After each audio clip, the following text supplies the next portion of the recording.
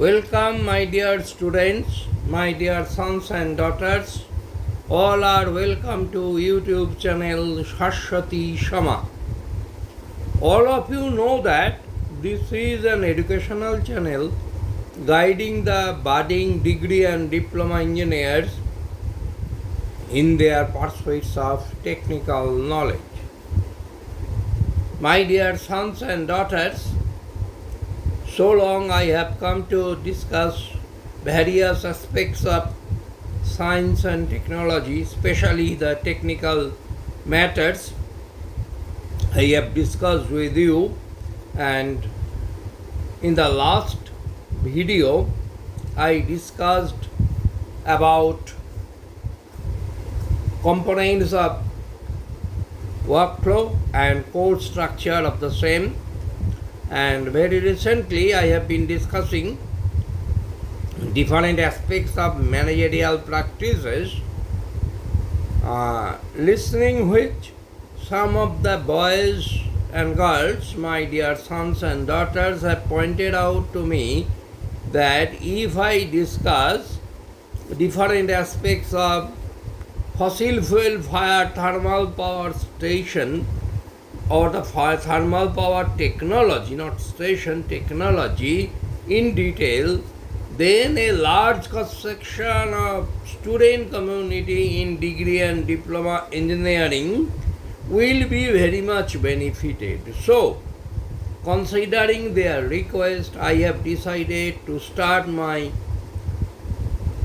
discussion today from boiler.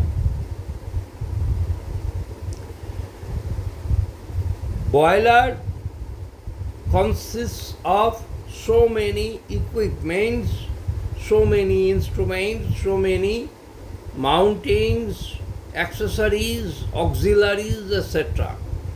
My dear sons and daughters,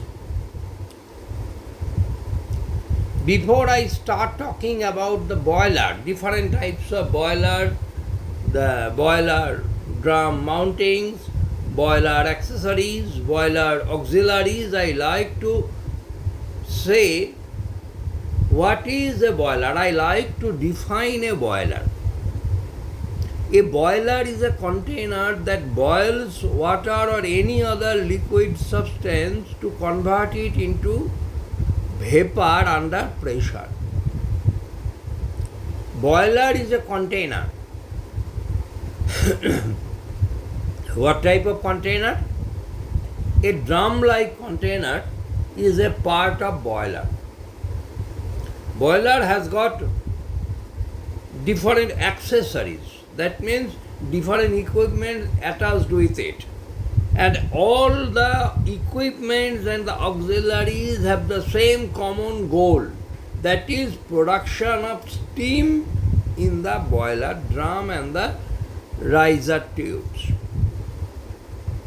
So, a boiler generates steam at a high pressure and the steam is at high temperature. And all of we know that when the superincumbent pressure, that means the atmospheric or the steam or any vapor of the liquid exerts pressure upon the same or different liquid, then on giving heat to the liquid, it boils at different temperatures. As the superincumbent pressure goes on increasing, the boiling point goes on increasing. That means the liquid boils at higher temperature. Now the water in the boiler drum, when heated at high temperature and under the high steam pressure, it boils and converts to steam at high temperature. And when this steam is taken out from the boiler drum and taken to the turbine where it rotates the turbine blades, the temperature and pressure is very, very high. in 210 megawatt thermal power station, I mentioned the name of Bokreshwar Thermal Power Station as a standard power generating unit, where in one unit, that is 210 megawatt generation unit, the steam that is coming to the turbine and entering the turbine, its pressure that it can hold at maximum 155 kg per centimeter square and temperature 540 degree Celsius. In industry, especially the thermal power plant, the boiler is called utility boiler. Utility boiler is a very big boiler producing huge quantity of steam at very high pressure and temperature and producing the electricity in the generator by rolling the turbine, and then the turbine spins the rotor of the generator, and by the electromagnetic theory of Faraday, the electricity is produced there. This utility boiler is used to produce highly pressurized and highly hot steam for electrical power. That I have just told you. The power is generated by the production of steam and ultimately the conversion of heat energy into kinetic energy of the turbine, and then the kinetic energy is converted to electrical energy. In the first video, I discussed about electrical power. All of you can remember that in the first video that I made under the name Technical World, the definition of electrical power was discussed, was given, and it is VI cos phi. Cos phi is the power factor, V is the voltage, I is the current generated, and phi is the phase difference between voltage and current, and VI cos phi is the electrical power. Here, one very tricky question is that whether a kettle be called a boiler. All of we know that a kettle is used to heat up the water under the 1 atmospheric pressure, and this water has got temperature 100 or near about 100 degrees Celsius, a little bit more than 100 degrees Celsius, because water is not completely pure. Some adulterations are there in the water, and this water will boil at a little bit higher temperature than 100 degrees Celsius. Now, whether this kettle can be called a boiler? No, in no way it can be called boiler, because boiler boils water under high pressure, and the steam produced is high magnitude. That is, in 210 megawatt power plant, the steam is at 540 degrees Celsius temperature, and the pressure is nearly 150 kg per centimeter square. Obviously, the reply to the question whether a kettle be called a boiler, the reply is no. A kettle produces hot water under normal atmospheric pressure. That means 1 kg per centimeter square pressure, which we find in the ground level on the plain land on the earth, and this pressure is normal atmospheric pressure, and the water that is boiled is meant for the drinking purposes. There is no generation of power, no industrial use, and nothing else, no manufacturing and nothing else. The boiler generates mainly high pressure steam with high temperature and for electricity production. So it is clear, and it is differentiated from kettle and that the kettle is in no way a boiler. A boiler is no way can be compared to a kettle. Now, boiler is mainly of two kinds. Now, let us come to the types of boilers. Boiler is of two kinds. One is called fire tube boiler and another is called water tube boiler. What is a fire tube boiler? In the fire tube boiler, the coal is burned, and what happens in the coal, you all know that it is composed of mainly carbon and some other metallic or non-metallic substances. When coal is burned, the carbon of the coal is reacted with oxygen in atmosphere and carbon dioxide is produced. Along with carbon dioxide, nitrogen oxide, sulfur dioxide, sulfur trioxide, nitrogen pentoxide, nitric oxide, all such oxides and also some metallic oxides are also produced who carry a huge amount of heat through the tubes, the steel tubes, the tubes made of steel. Why made of steel? Why not of ceramic? Why not of earth? That is mud. Just because the steel is a very good conductor of heat. Its heat transfer coefficient is very high. So, while passing through the tubes of steel, this heat of the flue gas, it is called flue gas, the carbon dioxide and other gases constitute the flue gas. And this flue gas is containing a very high amount of heat, and this heat is transferred through the thickness of the tube to the surrounding water. The fire tube means the hot gas similar to the fire is passing through the tube, and water is in the surrounding space. And this water, on being heated by the flue gas through the thickness of the heat transfer being through the thickness of the steel tube, the water gets converted into steam, and this steam is collected above the mass of the water.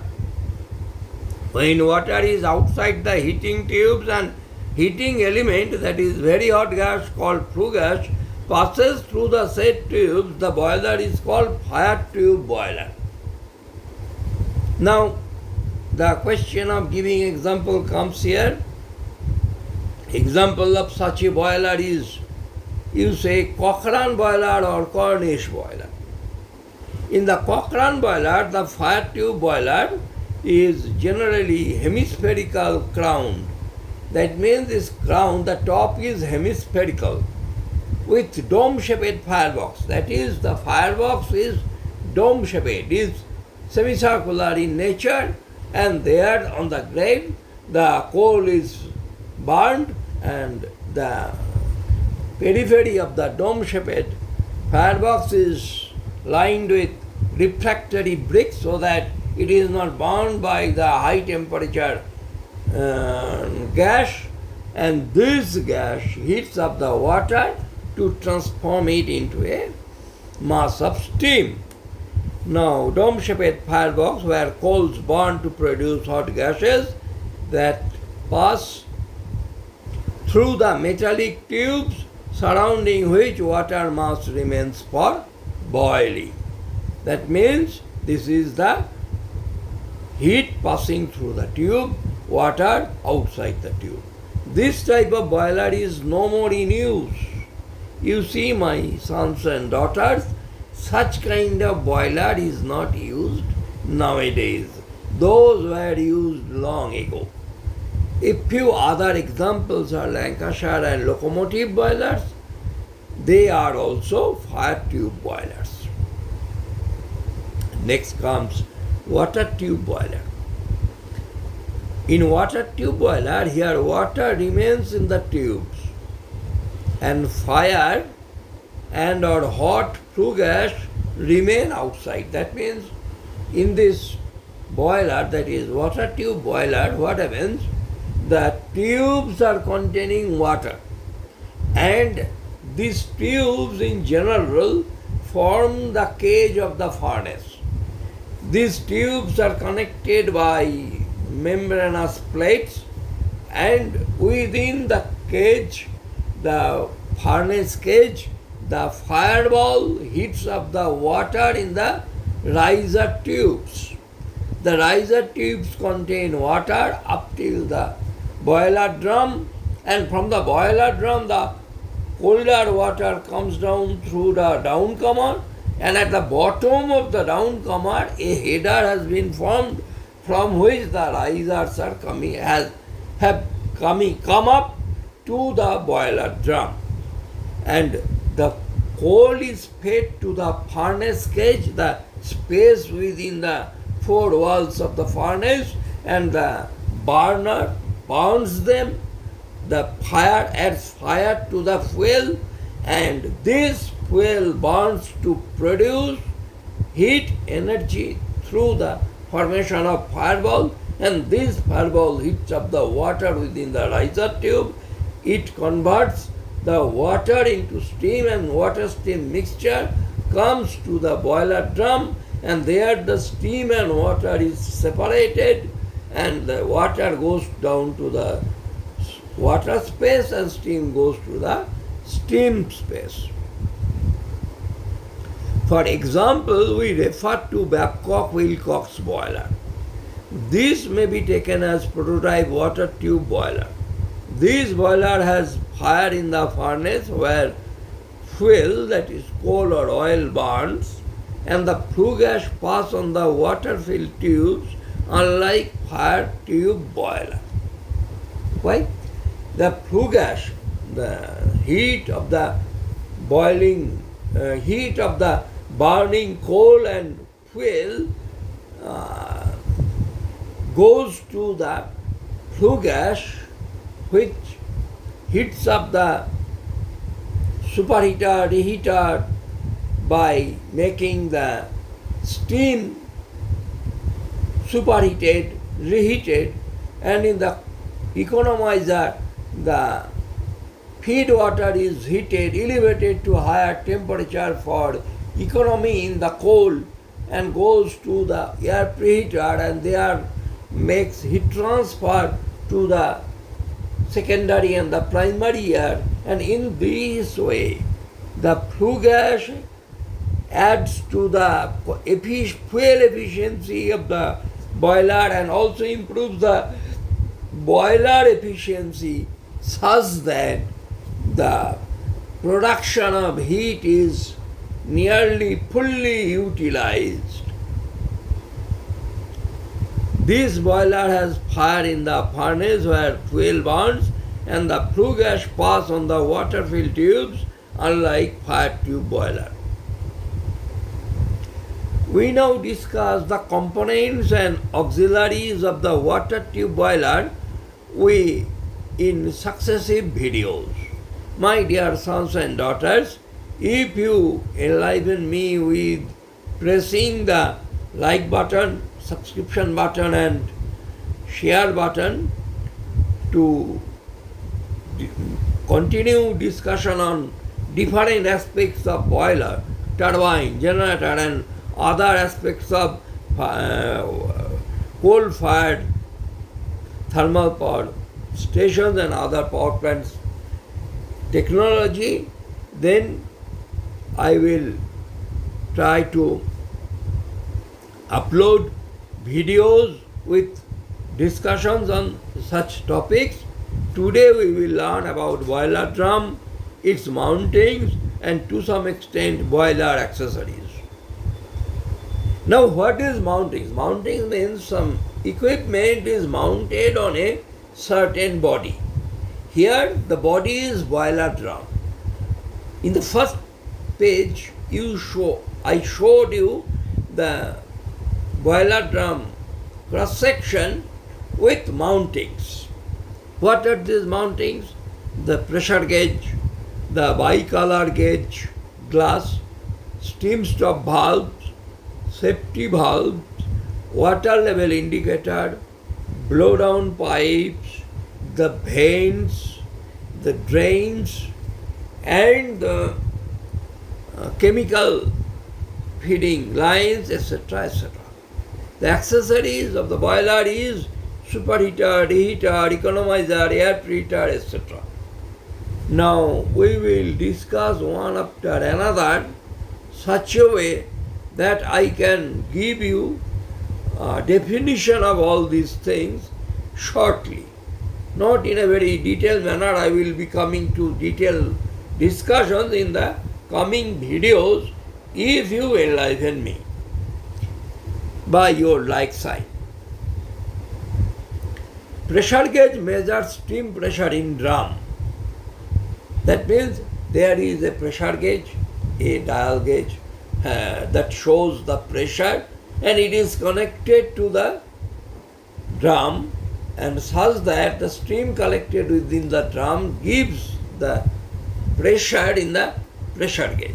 We can see at local place of the boiler drum that what is the pressure in the drum, the steam pressure, obviously the steam pressure.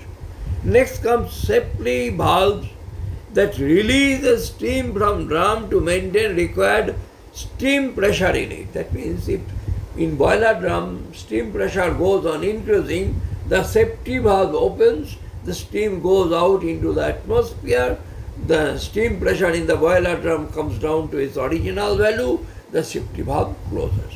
So safety valve saves the boiler from bursting under the huge uncontrolled pressure.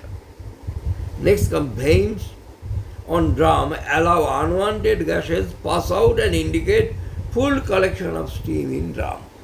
That means when vane valve is opened, the vane allows during the light up and pressurizing, the steam formed in the boiler drum from the water pass out hugely from the vent passage, and with this passage of steam through the vent, the obnoxious gases already collected during shutdown are taken away from the boiler drum enclosure, and when the steam is coming in huge quantity, we cannot allow any further the passage of steam into the atmosphere, because that is the loss of DM water, the costly water.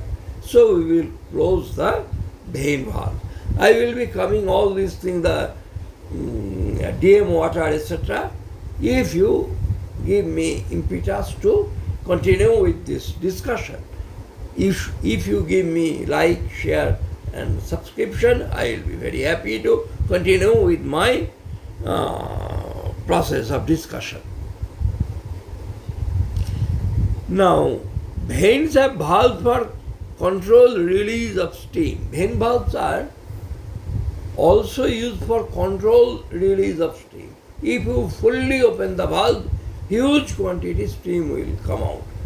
If we throttle it, a smaller amount of steam will come. So this valve of the vanes are also important to operate. Steam stop valves control steam passage to main steam pipe. MS means main steam pipe. The main steam pipe is the pipe through which steam coming out from the boiler drum and going through the superheaters reach the turbine, reach before the turbine control valve. Next comes bicolor gauge glass. It shows steam and water level separation line. By applying the refractive index, the difference between steam and water, the steam has got certain refractive index, water has got certain refractive index.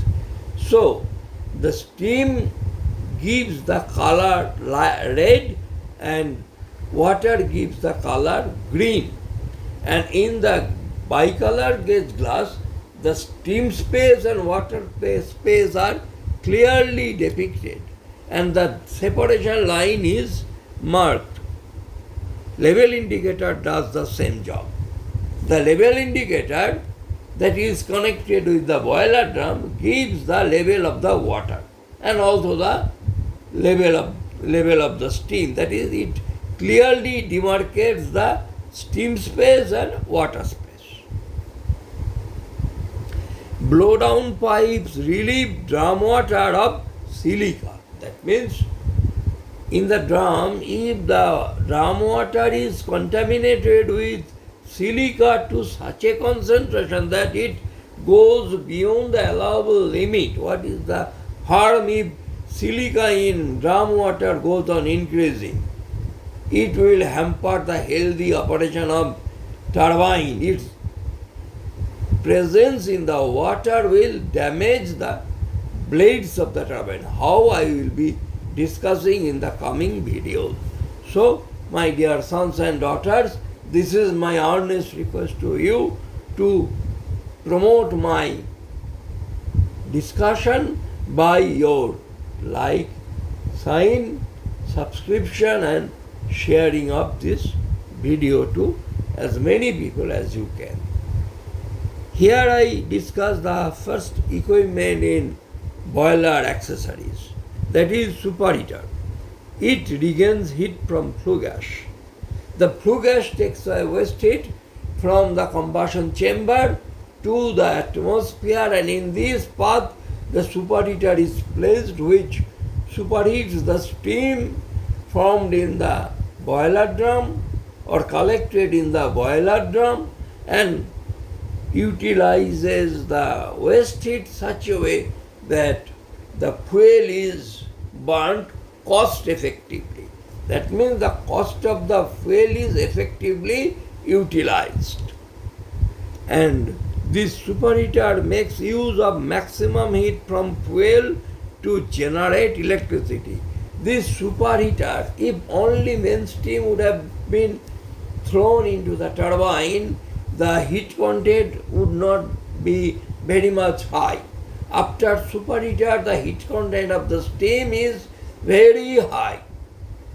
And this heat content, when converted to rotational motion, the kinetic energy of the turbine, then more and more power is generated. That is the, you see, electrical power. And at the same time, less amount of coal is burned to produce huge amount of utilization of huge amount of electricity, huge amount of heat, sorry, not electricity, heat. And this amount of heat would have been taken away by the flue gas if no intervening equipments were placed. That is the accessories.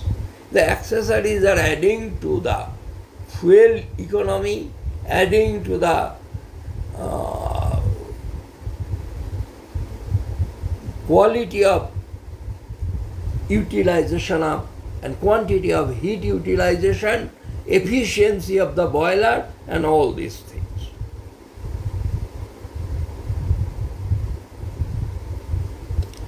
My dear sons and daughters, so far I have discussed preliminarily upon the mountings, accessories, definitions, types of boiler and boiler drum, and in the coming videos I wish to continue with these discussions and complete the discussion on fossil fuel fire thermal power station, thermal power project